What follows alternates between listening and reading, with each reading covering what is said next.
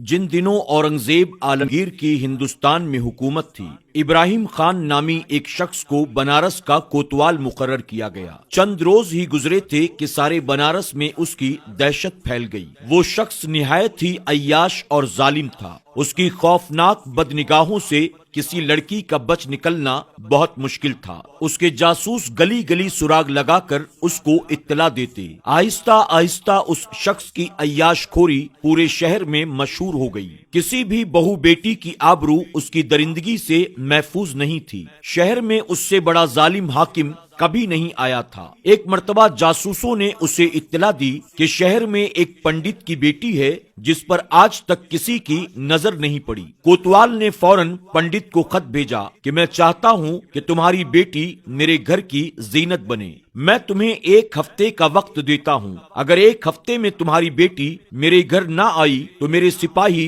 तुम्हारी बेटी को तुम्हारे घर से जबरन उठा लाएंगे। जब बाप ने मजबूरन अपनी बेटी से इसके बारे में बताया तो बेटी ने कहा कि आप कोतवाल से 1 माह की मोहलत ले लें। अब उस लड़की ने मर्दाना लिबास पहना, सर पर पगड़ी बांधकर वो दिल्ली के लिए रवाना हो गई। जब वो लड़की औरंगजेब आलमगीर के पास गई तो आपने उसे पहचान लिया कि ये लड़की है। उसे अपने साथ दीवाने खास में ले गए और एक चादर बढ़ाते हुए कहा कि इसे पहन लो। अब मैं तुम्हारी फरियाद सुनने के लिए तैयार हूँ। लड़की ने रोते रोते सारा वाकया बयान कर दिया। सुल्तान ने लड़की से कहा, अब तुम अपने शहर लौट जाओ और अपने बाप से कह दो कि वो फौरन तुम्हारी डोली का इंतजाम करे। सुल्तान की जबान से ये सुनते ही उस लड़की के कदमों के नीचे से जमीन निकल गई। वो घोड़े पर सवार होकर अपने शहर की तरफ रवाना हुई। रास्ते में वो सोच रही थी कि बादशाह ने इंसाफ नहीं किया,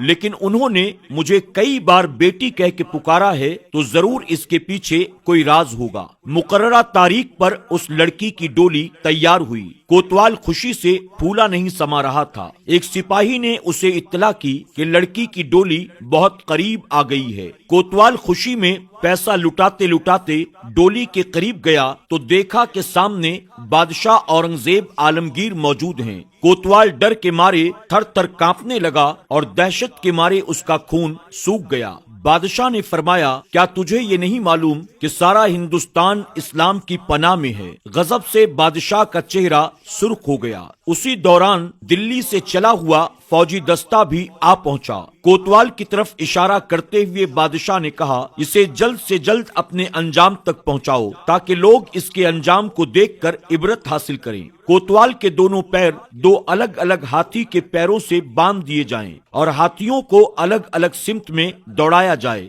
यहाँ तक कि जमीन में इसके जिस्म के टुकड़े बिखर जाएं। बादशाह के हुक्म पर फौरन फौजी दस्ता हरकत में आ गया और कोतवाल अपने अंजाम को पहुंच गया।